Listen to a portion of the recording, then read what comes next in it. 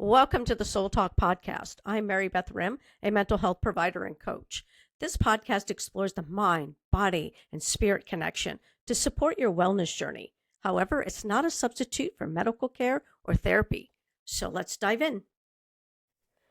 Welcome, everybody, back to our podcast. I'm Marybeth Hrim, licensed clinical social worker, mental health therapist, and I am really excited to have my guest back with me, Dr. Laurie Rothman. Want to say hi? Hi, Mary Beth. I'm really excited to be here as well. I think that the topic that we're discussing today is very important for all of us. I agree. So today we're going to actually talk about healthy holiday habits. So this is episode 2 of a 3-part series, which we're focusing on creating, holiday balance, a balanced holiday season. So I want to quickly recap last episode really quick, a few highlights from last time. What I really enjoyed is that we talked a lot about navigating those expectations by setting boundaries. And you were talking about it's okay to say no. Yeah, exactly. Like we can't do everything, and we have to kind of pick and choose what's going to work for us and our family and, fitting in with our whole life. We have so many obligations already, family obligations, work obligations, social obligations. So if you say yes to everything, you're going to find yourself really burned out. Exactly. And I like the way I think last week you gave a really great definition or example of burnout. Do you remember what that was?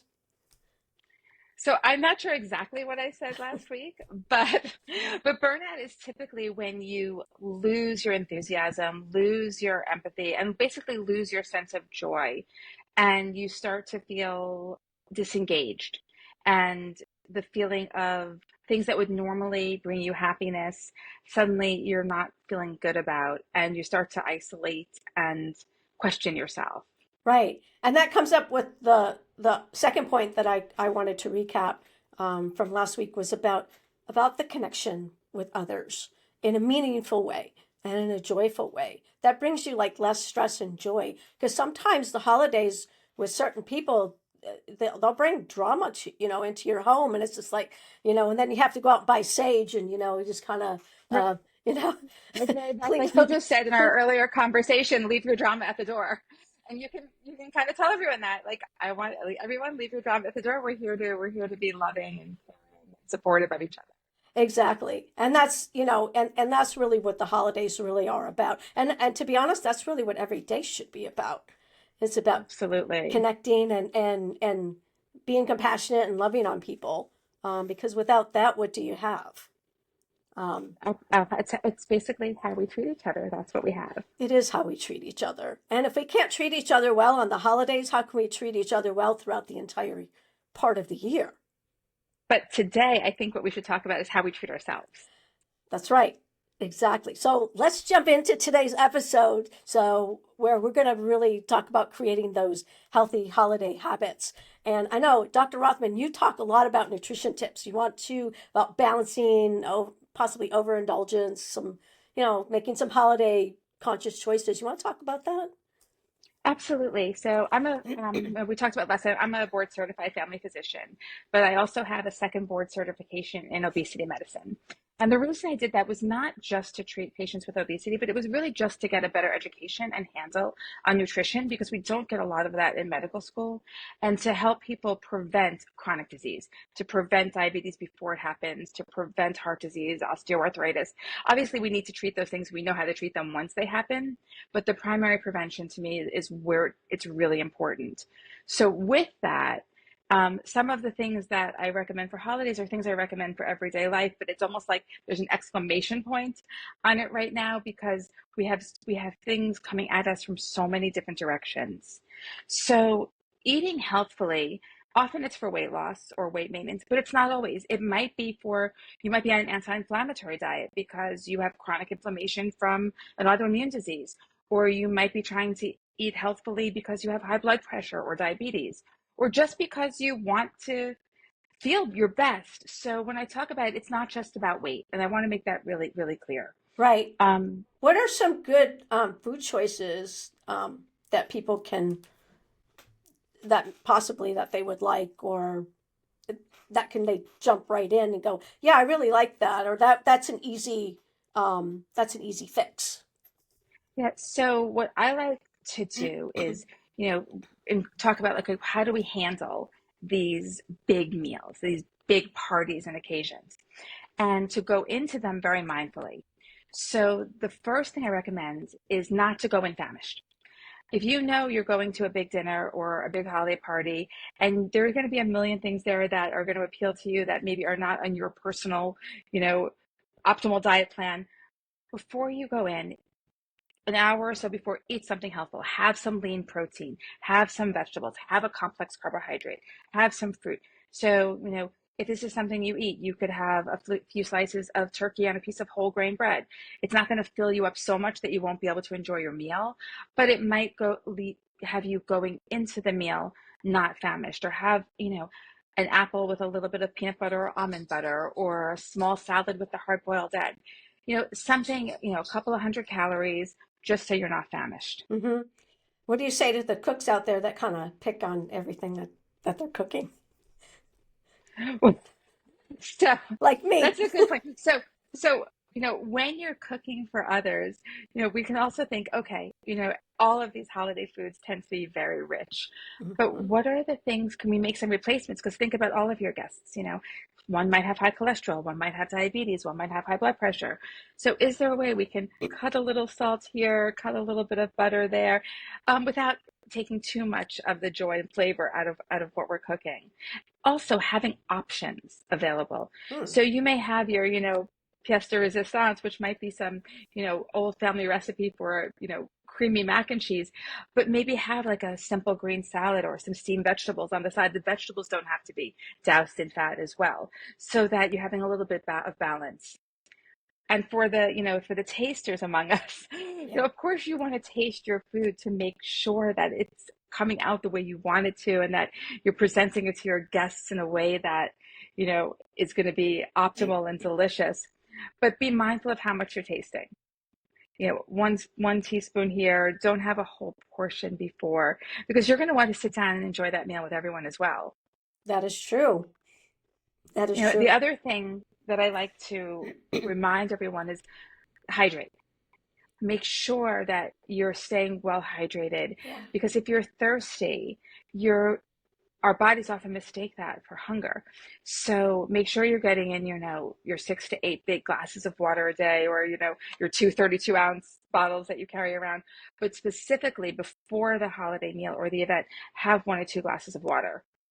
What I heard was like when my husband was going through bariatric surgery and we went through some of those classes, I thought they were really helpful because what they talked about is okay, drink water 30 minutes before, Mm-hmm. then eat your meal. So don't drink while you're eating, and then drink 30 minutes after. Do you think that's kind of a good strategy, or do you suggest that, or I always recommend drinking 30 to 60 minutes before, for sure, to make sure that, you've hydrated, that you're not thirsty. And then I actually, be- maybe for a bariatric patient, it might be different because they need yeah? to be able to get all their food in. So I actually recommend drinking water or some low calorie or non-calorie beverage while you're eating. Have a few bites, put it down, take a few sips of water, and eat mindfully. Like, a lot of times these are delicacies that we only have once or twice a year. So taste them, enjoy them, savor them. Um, Enjoy the conversation that you're having while you're enjoying the meal. Take a bite, chew it, put your fork down between bites. These are things that I think we all forget to do, but it'll make your meal more enjoyable and you won't consume as many calories.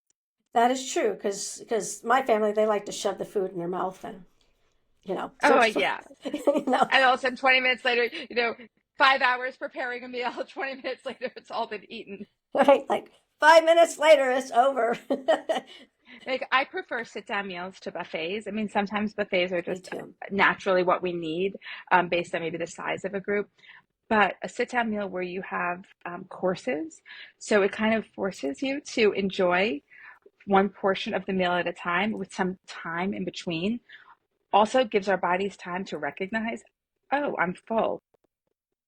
Having a soup, especially if it's a broth before or a non-creamy soup before a big meal, also gives us a little bit of sense of satiety and fullness, and then we can wait. And it sometimes extending the length of the meal extends our enjoyment of it and the people we're with.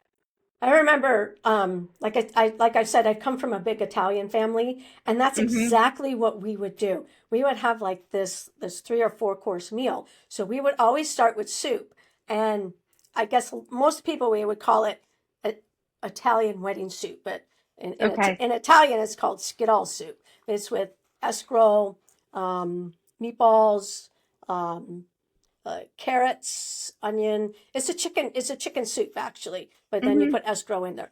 But it's very healthy, and that's what we would start with. We would start with the soup first, and then then we'd clean that portion up, and then probably like maybe 20 minutes later, then we'd get out the lasagna.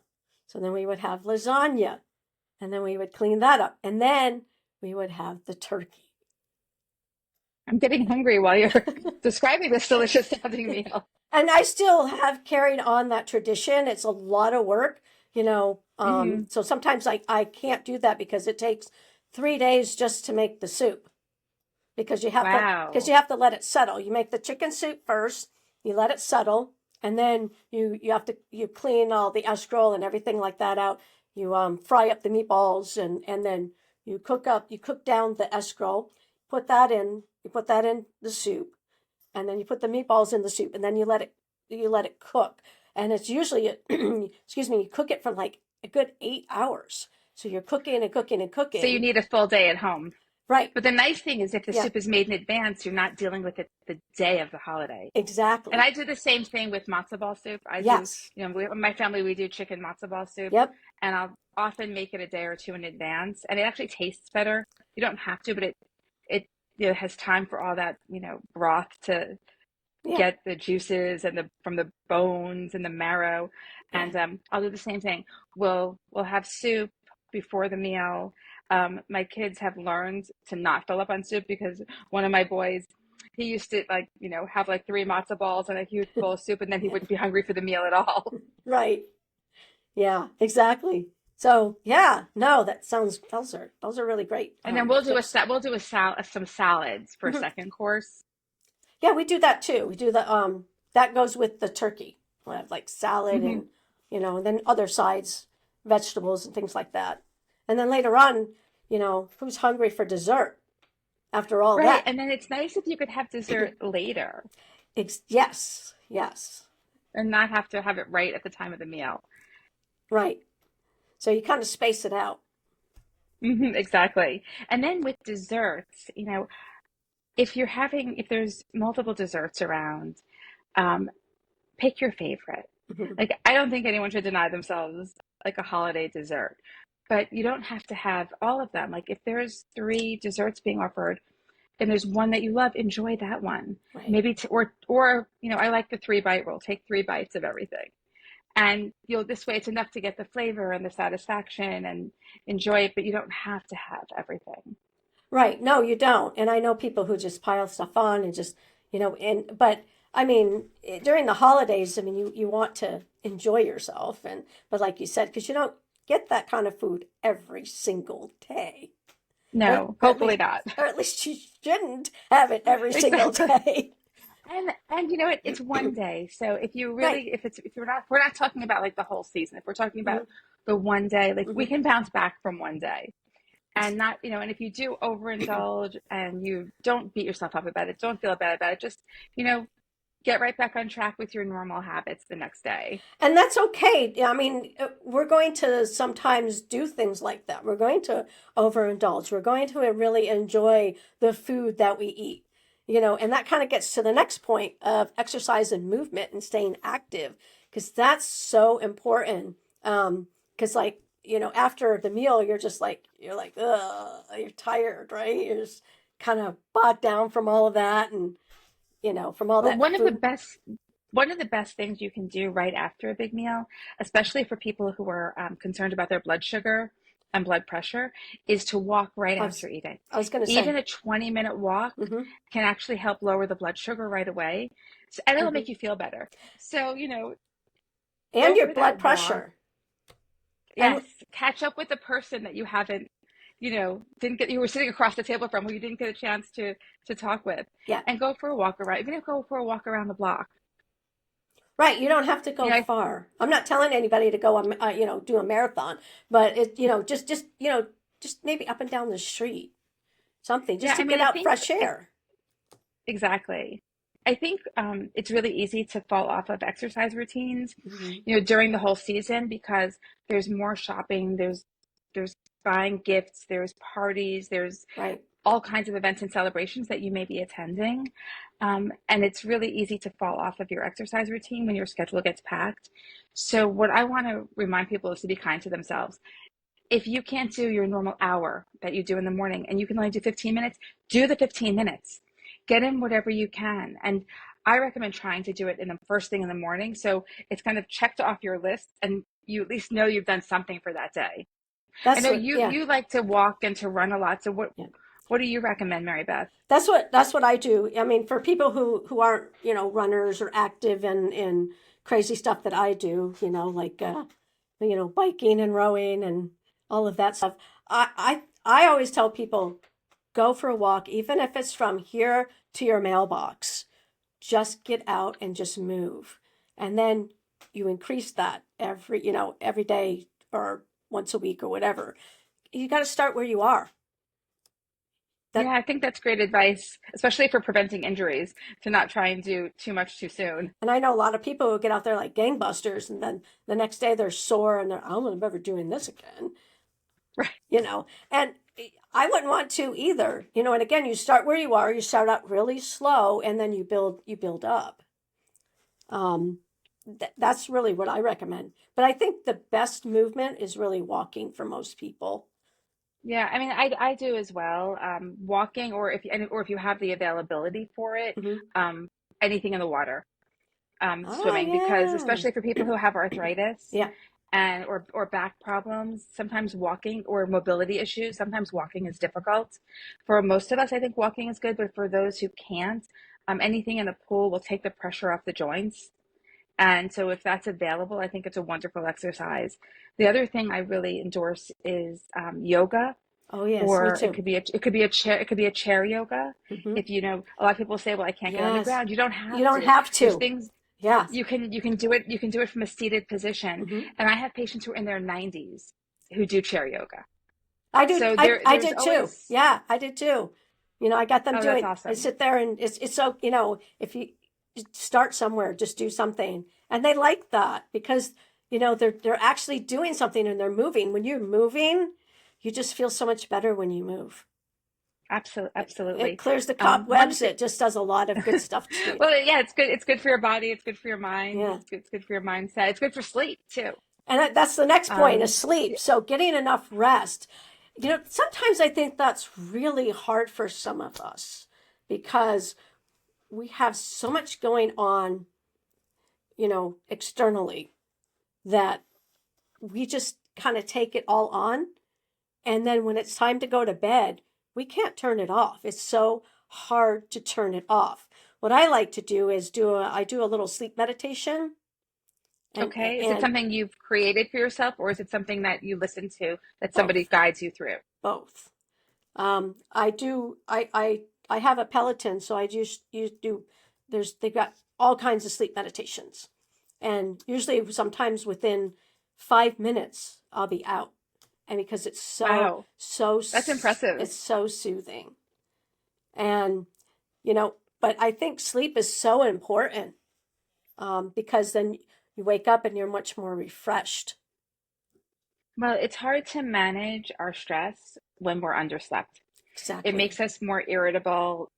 It makes us have more cravings for sugars and Yes. sweet things, Yes. and it makes us more vulnerable to falling off of healthy habits. Right. So there are some like basic things that all of us can do to help promote a good sleeping environment. One of them is having your bedroom be very dark and cool. Yep. That's what I and do. quiet. It Yep. should be a very peaceful, restful place. Mm-hmm. I recommend against scrolling on your phone in bed, watching TV in bed. Yep. Me too. Um, if you're going to read, I recommend reading from a book. Yep. You want to keep that blue light that affects our brain's ability to process melatonin Mm-hmm. away from your eyes and brain an hour before bed. One of So my I say stay yeah. off. One of my rules is 8 o'clock. All devices go off. Everything. Hmm. Yeah, stay off the laptops, the iPads, the phones, Phones. and Everything. I go dark it's so totally. that's wonderful. I mean, I can say I'm guilty of not doing that. Um, but if I'm not sleeping well, then I start to go back to do it. Yep. If I have a couple of nights in a row where I don't sleep well, I remind myself, hey, you're not following your own rules. Yeah. I've been there too. I'm not saying I'm 100% here, but most Yeah, nights. if you're having trouble sleeping, Mm-hmm. sometimes a warm bath before bed can Mm-hmm. help your body relax and your muscles Yeah. relax. Um, if you have hard conversations you need to have with somebody, don't Don't. have them on the phone right before bed. No.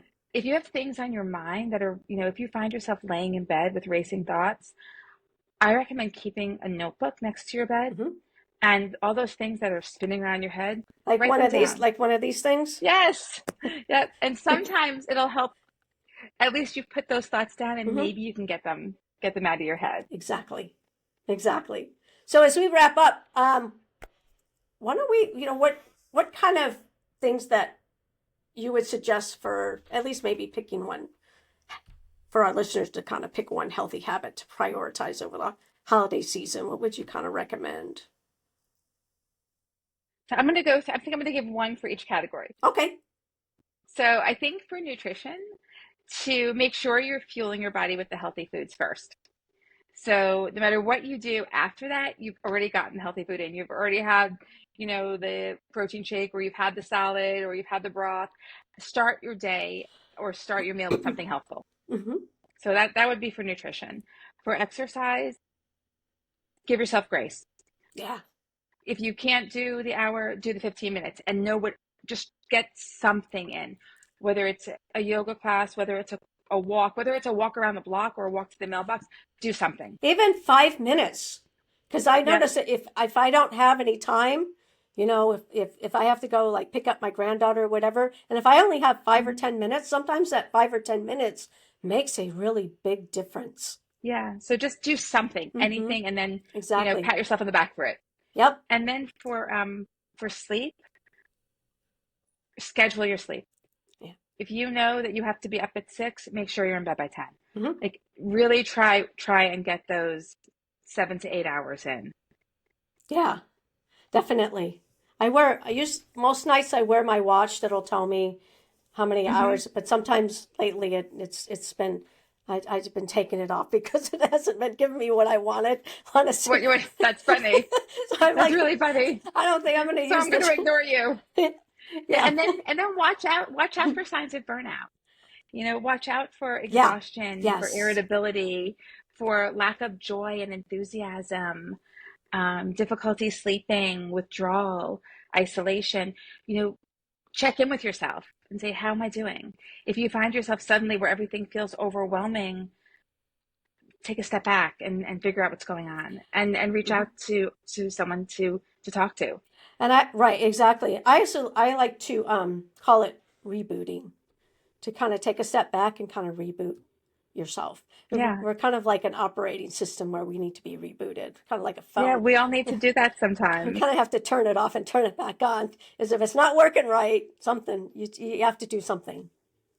Yeah, exactly. So, well, I did that a little bit for myself this weekend. I took a little extra downtime yeah, and I feel great today. me too. I took a lot of downtime and I feel so much more refreshed. So, and Good. it's, yeah. So, anyway, so next episode is the last in this series, which is we'll be talking about relationships and connections during the holidays, and that should be a fun one. So, anyways, That's a heavy one. that's a really heavy one. So, Dr. Rothman, thank you so much for being here, and I want to thank all of our listeners as well Yeah. for Thank you, being Mary here. Beth. Thank you for having me. You're And welcome. thank you Thank everyone you. for listening.